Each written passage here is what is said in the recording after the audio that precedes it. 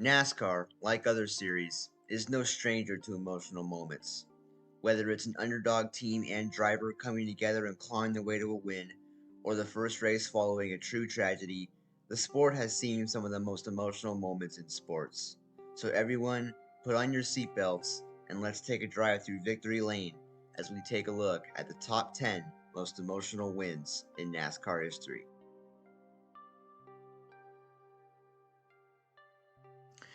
Up to his 2021 season with Joe Gibbs Racing, the career of Daniel Hemrick had been uncertain for the past few years. He'd enjoyed a 3-year run at RCR, 2 of which were in the Xfinity Series, and in those 2 years, he proved that he was a solid contender. In his second season in 2018, he would have been the champion under non-playoff standings, but would end up losing to Tyler Reddick in the Final Four. But after a disappointing season in Cup in 2019, he would part ways with RCR.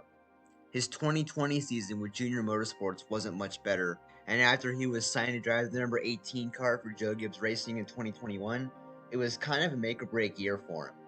He quickly proved that he was a contender, even getting into it with Noah Gragson at Atlanta and doing a pretty sick dodge. Oh! But besides that, a trend began to be noted. He had finished second a lot of times, and he'd come extremely close to winning during the 2021 season, but could never quite seal the deal. He'd set a record for the most runner-ups before his first win, with 10 silvers and no gold. But after making the Final Four alongside Gragson, AJ Allmendinger, and reigning champ Austin Cindric, he proved to once again be a contender. And instead of talking over the finish, I'll just let it play in real time because I think that's more satisfying. So, enjoy. Finish the corner, so One more time around. Daniel's still right there. What will he do? The two fighting for the win and the championship. Through 1 and 2. They stay side by side. Now the 18 ducks in behind. One more chance. The 22 in front. The 18 closing the gap. Out of 4. They're side by side. Hemrick's gonna win it at the line. Daniel Hemrick just silenced the doubters. He's made his own history. Daniel Hemrick wins. He's the Xfinity Series champion.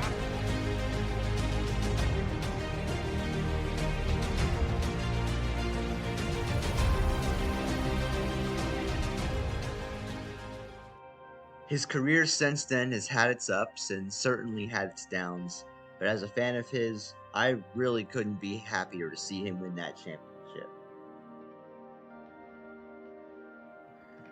Trevor Bayne would get his start in 2009 in the Nationwide Series, driving the number 99 Toyota for Michael Waltrip Racing.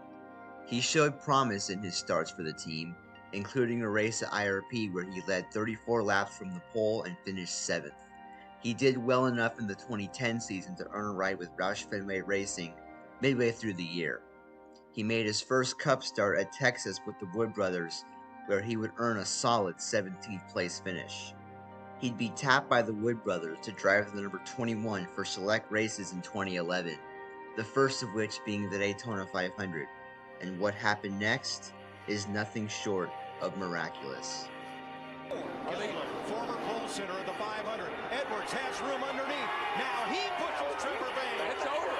Trevor Bayne is going to win the Daytona 500. Unbelievable.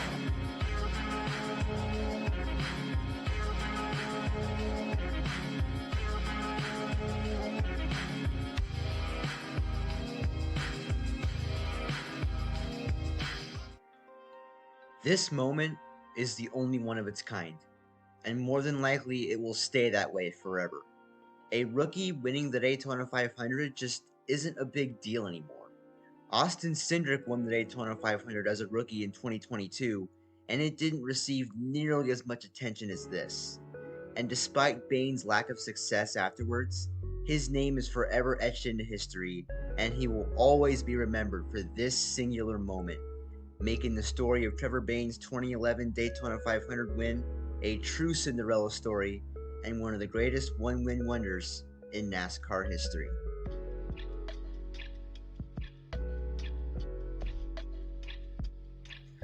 By 2015, Jeff Gordon's illustrious career was coming to an end.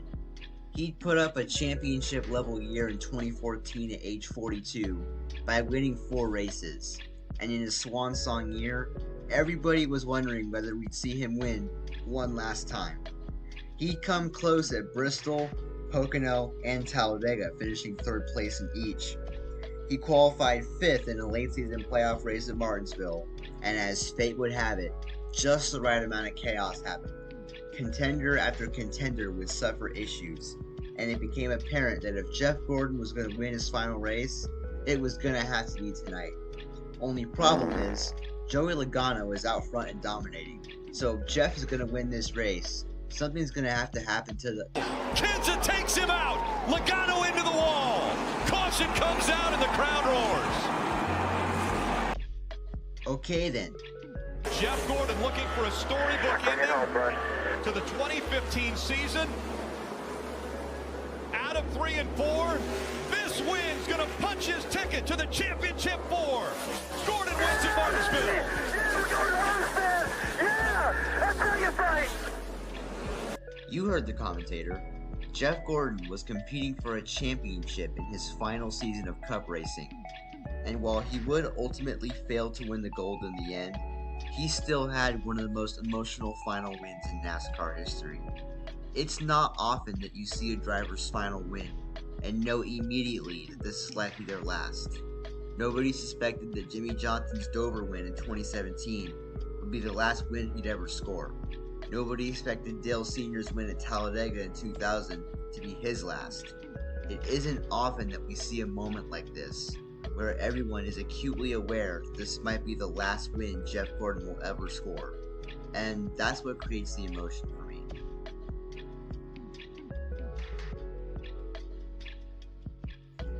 In reality, Martin Truex Jr.'s 2016 Coke 600 win probably deserves to be on this list more, but with it being the most dominant run in recent NASCAR history, it's gotten extensive coverage on YouTube already. So I'll go with this 2017 championship victory. Not only was it absolutely deserved, but the road leading up to this moment right here has been one of the most bumpiest and hard roads in NASCAR history. Martin Truex Jr. entered the Cup Series in 2006 after winning back-to-back Busch Series titles in 04 and 05. Upon entering the Cup Series, he showed some promise but wasn't exactly lighting the world on fire.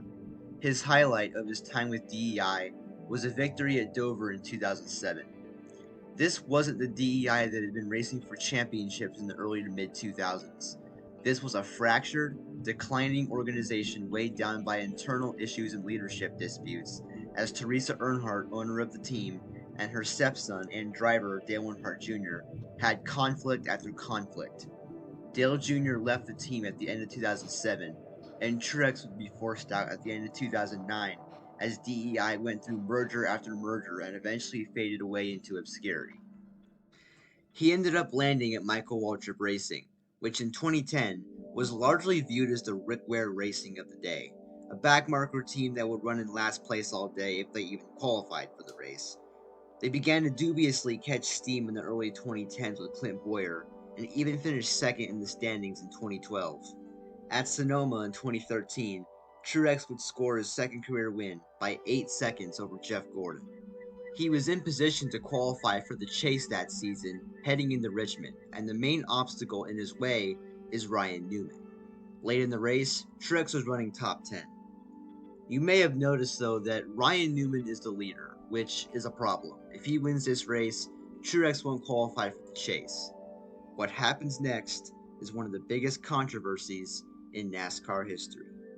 Boyer. Caution flag is out. Things change again. Wow.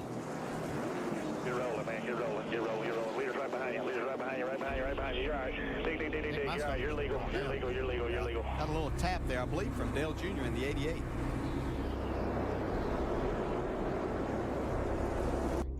Clint Boyer would spin out on purpose to cause a caution, which would end up causing Newman to lose the lead and the race. Boyer was given a team order to spin that was only thinly disguised, and on the following restart, this happened. We got a pit. You talking to me? We got a pit? Yeah, we're gonna pit. We're gonna pit. What? Yeah, you I don't understand. Pit right now? green flag. We gotta pit this time. We need that 1 point. Do I got a tire going down? Yes. Yeah, in case you didn't notice, Brian Vickers, Truex's other teammate, just asked his spotter if he has a tire down. Despite the fact that Vickers is literally inside the car, if he had a flat tire, he'd know it. If not, he'd know it. After NASCAR concluded that this was planned, they fined the team $300,000 and docked all 3 cars 50 driver and owner points. This would push Martin Truex out of the chase, and his sponsor, Napa Auto Parts, pulled their sponsorship, and Truex would leave the team in season's end, landing at Furniture Row Racing. He'd have an abysmal first season with the team in 2014, but in 2015, he miraculously started to turn his career around, making the Final Four but coming up short. In 2017, he put up the most dominant season of his career, scoring 8 victories, 19 top 5s, 26 top 10s, and an average finish of 9.4. And the last race of the season is, as they say, a moment in history. Enjoy. On the backstretch. Martin Truex Jr., 12 years in the Cup Series, and his roller coaster career is finally reaching the peak, putting an exclamation point on a near perfect season. Martin Truex Jr. is the Monster Energy NASCAR Cup Series champion. What brings the emotion for me in this instance is the background. There are some drivers who started their Cup career in top equipment and became contenders after only a few seasons. Then you have the drivers who began their career driving backmarker equipment and had to fight, claw, and scrape their way to the positions they are in. Martin Truex Jr. wasn't given anything. He earned his way to the top, making this moment so poetic and a true full circle moment in NASCAR.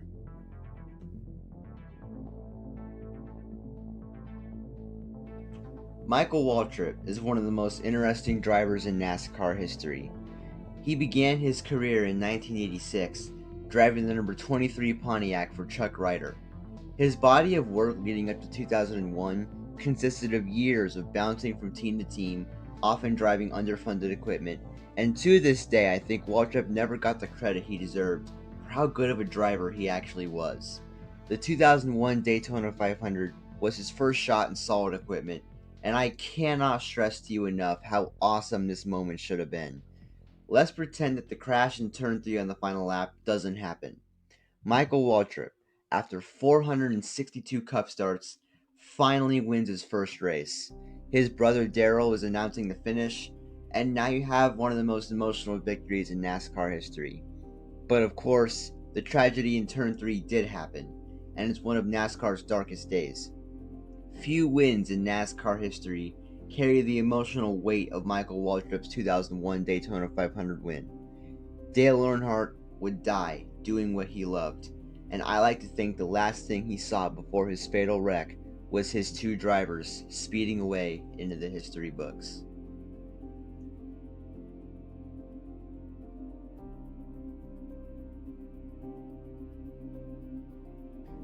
After the death of Dale Earnhardt Sr. in the Daytona 500, his team would get a rebrand. The paint scheme would have inverse colors, and the number would be changed, but it was the exact same team that had been with Dale. The question then became, who would drive this car? Whoever it was going to have impossibly large shoes to fill. Dale Earnhardt was a legend.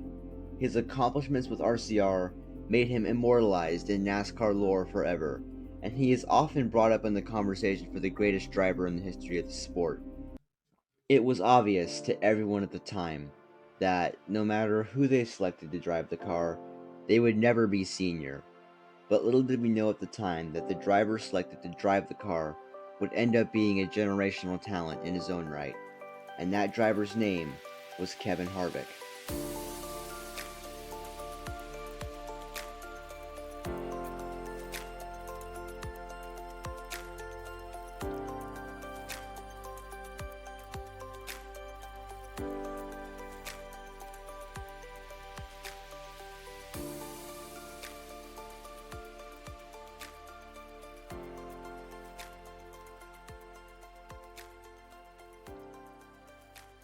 Yeah, this is about the worst position for a rookie to start out in.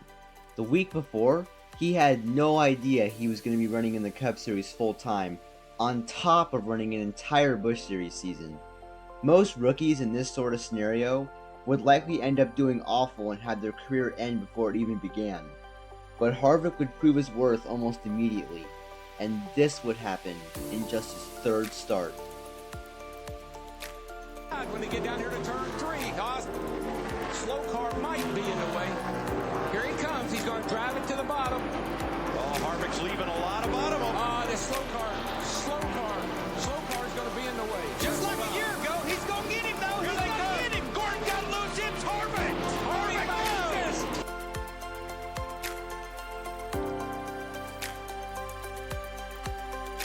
As the fans saluted Dale with the number 3 on the third lap, Kevin Harvick salutes him on the way to victory lane. If I was him, I'd run that thing out of gas riding around here.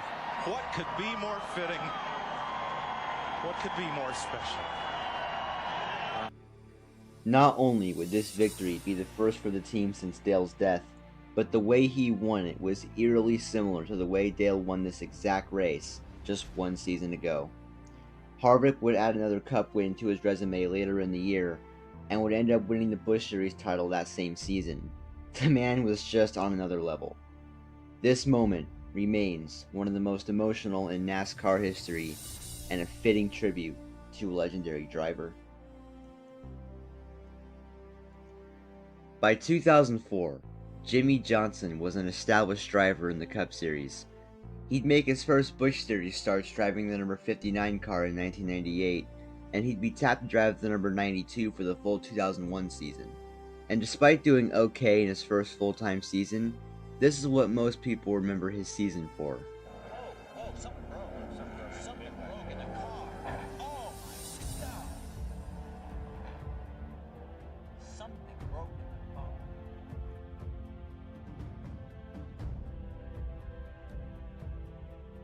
By the end of the year, he had scored his first and only win in the Busch Series, but the truth was he still had a lot to prove.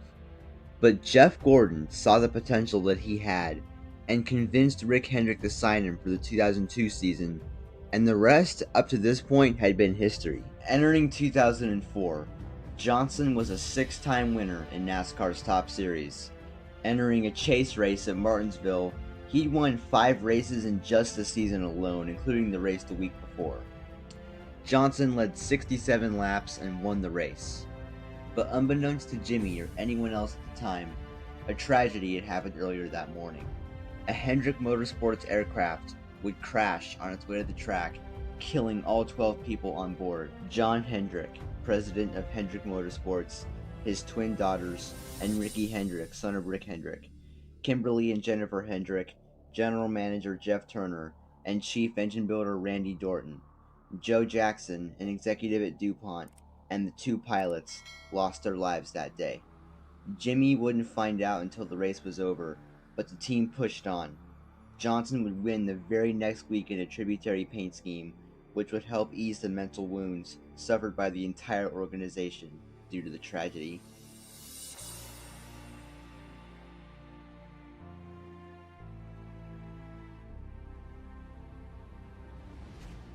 Alan Kulwicki was, in my opinion, the last of his kind. Some would argue he was the best of his kind as well. He'd get his start in Cup driving for Bill Terry, who would back out midway through the 1985 season. Kulwicki would straight up buy the team and run it as a one-man operation. Not only would he drive the car, but he also owned the car and team, which was a rarity in 1985, especially for someone whose name was Mudd at the time. But he performed well enough in 1986 to get a full-time sponsor for 1987. His team would get a full-on rebrand with the Xerox sponsorship, going from the number 35 to the number 7. Throughout the 87 and 88 seasons, he'd wind up with inconsistent finishes, often plagued by DNFs, though he did end up winning the second-to-last race of the season for his first win, which was also the first appearance of the Polish victory lap. Junior Johnson would come knocking twice to get Allen to drive his number 11 car, the second offering promising a massive contract, but Allen declined both times. Junior Johnson was like the Hendrick Motorsports of the day. Being asked to drive for him was the biggest opportunity a driver could get. But Allen wanted to go down his own path and do things his way. A sponsorship opportunity came up for Allen to land a sponsorship from Maxwell House, but Junior swiped the sponsor for himself to sponsor his second car. With Xerox backing out at the end of 1990, Kulwicki would end up without a sponsor to start the 1991 season. He landed a deal for the Daytona 500 with the US Army, but would run the next 2 races out of his own pocket. But in the 4th race at Atlanta, something would come up. The car Hooters was supposed to sponsor for this race failed to qualify, and they wanted someone to fly their colors at their home track.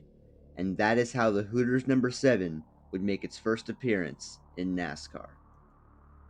The 1992 season would end up being, in my opinion, the greatest season in NASCAR history. I am not kidding when I tell you that I watched this entire damn season in my own spare time, and it was actually so enjoyable. But instead of going through every race, let's skip straight to the 1992 Hooters 500 at Atlanta Motor Speedway, the last race of the season. Going into this race, we had 6 drivers mathematically eligible for the title, but I'll focus on the top 3, who are the only relevant ones for our story. Starting with the points leader, Davey Allison, the fact that he's in the position he is right now is nothing short of miraculous. After getting a victory in the Daytona 500, the road to the position he was in was so agonizingly tough that anything short of a championship would be a disappointment. At Bristol, he'd suffer a hard wreck that left him with a couple cracked ribs. The very next week, he'd win at North Wilkesboro. At Martinsville, he'd crash even harder and end up with a bruised lung on top of his 2 cracked ribs. The very next week at Talladega, he decided to go ahead and win that race too. You seen the pattern here? Thus far in 1992, it's been feast or famine all year, winning or spinning. And in the All-Star race, Davey would do both at the same time. Flag. Here comes Davey Allison to the bottom. It'll be the finish everybody was waiting for. They crashed past the finish line. They have crashed into turn number 1. And Davey Allison is in a shower of sparks. He won the race, but he sure paid the price for it. Indeed he did. He hit the wall driver's side first, and his helmet would be cracked open after his head made contact with the outside wall. He was knocked unconscious, had to be cut out of his car, and airlifted to the hospital. Injuries included a concussion and a broken collarbone. Now what if I told you he climbed back in the car the next week and finished 4th? Yeah, you can tell this was 1992 because if this happened today, no driver would be racing for several months. And somehow, this isn't even the end of it.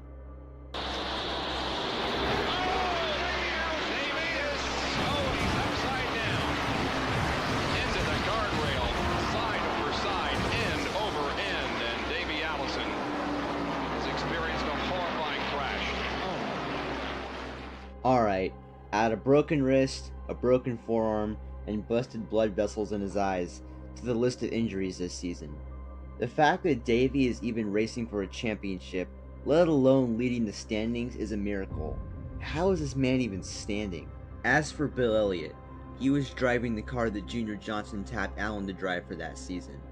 And despite how dominant the team would start 1992, they would have an abysmal run in October, which allowed Allen to slide into second in the standings heading into the final race of the year. Davey Allison needs to finish 6th place or better to clinch the championship. If he finishes 6th place tonight, there's nothing Allen or Bill can do, but he's not going to get there. Oh, look out. Davey Allison is in the crash. Oh, Ernie Irvin, and it's all over for Davey Allison. No, it's not over yet. I don't think he hit him that hard, maybe. Well, he hit pretty well, I think. He's got a lot of damage to the right side of the car. Both Bill and Allen ran up front for most of the second half, frequently swapping the lead. Kulwicki's team, led by crew chief Paul Andrews, made a strategic decision late in the race. They delayed Kulwicki's final pit stop just long enough so that he would be guaranteed to lead more laps than Elliott and secure the crucial 5-point bonus for leading the most laps. When he finally pitted for fuel only, the fuel man did not quite put enough gas because the crew rushed to get him back out there fast. After the stop, the team discovered there might not be enough fuel to finish, so Kulwicki had to conserve fuel for the closing miles of the race. So instead of racing hard for the win, Kulwicki's task became simple: keep second place without running out of fuel while still having the bonus points locked up. Bill pitted shortly after Allen, but Terry Labonte briefly led a lap when Elliott and Kulwicki were both in the pits, and Elliott was denied the chance to tie Kulwicki for the most laps led. It's a costly error by Bill's team. Bill will lead every lap from here on out, but that doesn't matter. Bill wins the race, and Allen holds on for second place, and Alan Kulwicki is the 1992 NASCAR Cup Series champion. This was a feel-good moment for Allen and a Cinderella story. Allen's highest points finish before 1992 had been 8th, and he usually hovered around the top 15. But hindsight is what makes this tougher to watch. Alan Kulwicki would die in a plane crash in April 1993, and Davey Allison, another of the 3 men involved in the incredible 1992 championship battle, would die in a helicopter crash a few months later, turning one of the biggest upset championship wins in NASCAR history into a bittersweet moment to watch back.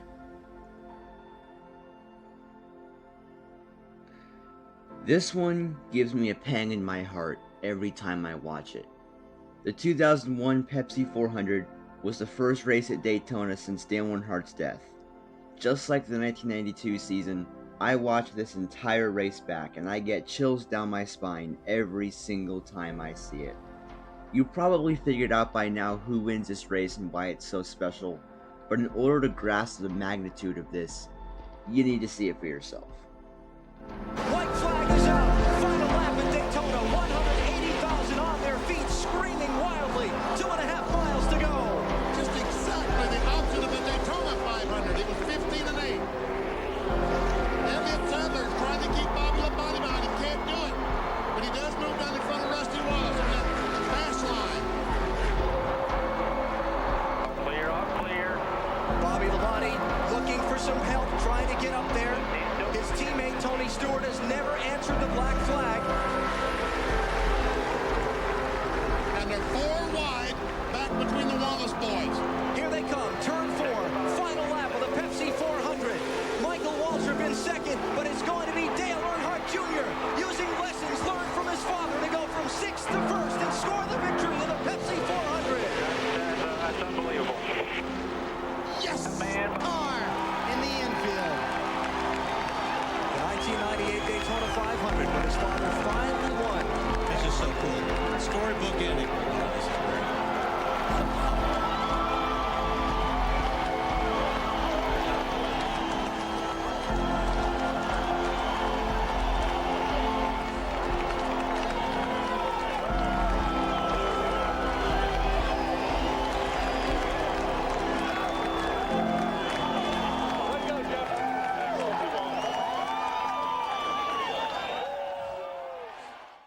There's a reason I didn't talk over any of this.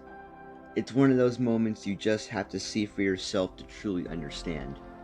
So many things happened just right after Dale Earnhardt's death. The first race since his death was held at Rockingham, and Steve Park won driving for Dale Earnhardt's team. Kevin Harvick won at Atlanta driving Dale's old car. But this moment here felt like the biggest closure moment for NASCAR after losing arguably its greatest driver.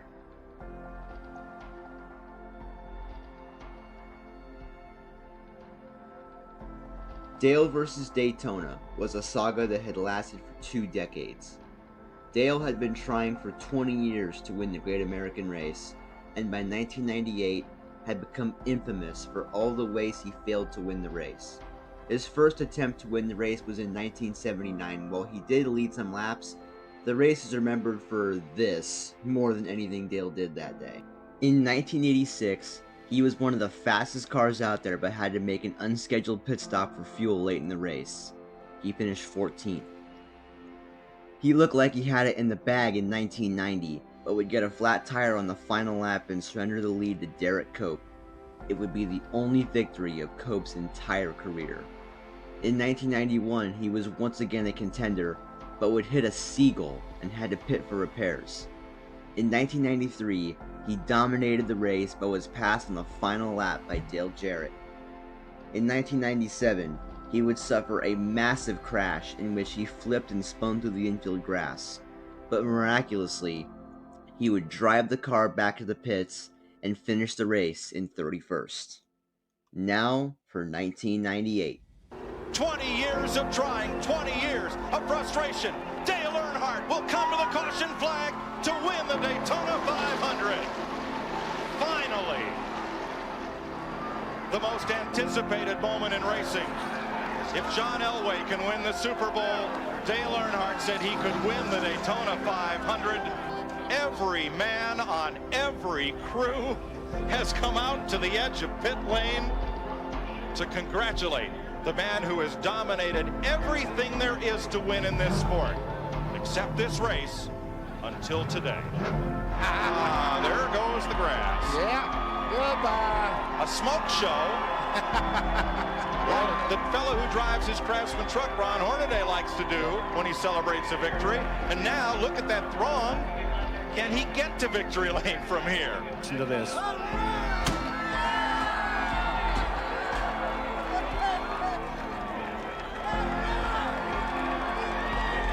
Just for all them race fans and all them people have been saying, Dale, this is your year. Dale, this is your year. And boy, a lot of them said it this year. All the way from Mr. France, all the way down to Todd Parrott and all the guys on the team. The Daytona 500 is ours. We've won it, we've won it, we've won it. Everything about this was absolutely flawless. Mike Joy's call to finish is one of the most iconic calls in NASCAR history. The donut in the grass. The way everyone understood the magnitude of the moment and congratulated him on finally conquering the race that had eluded him for so long. Everything about this moment is so special and stupidly photogenic, and it's one of my favorite moments in racing. Thanks for watching.